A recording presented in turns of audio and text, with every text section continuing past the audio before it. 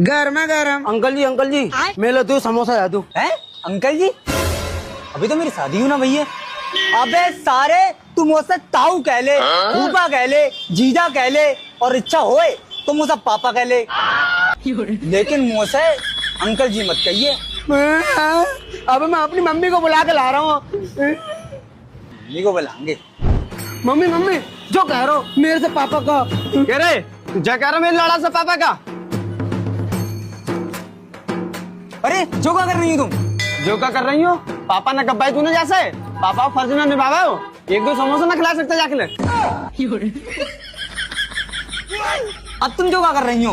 गले में से पैसे निकाल रही हूँ। पत्नी ना हो तुम्हारी, घर आनी सोच मत लीजिए वरना मुंह फाड़ दूं तेरी।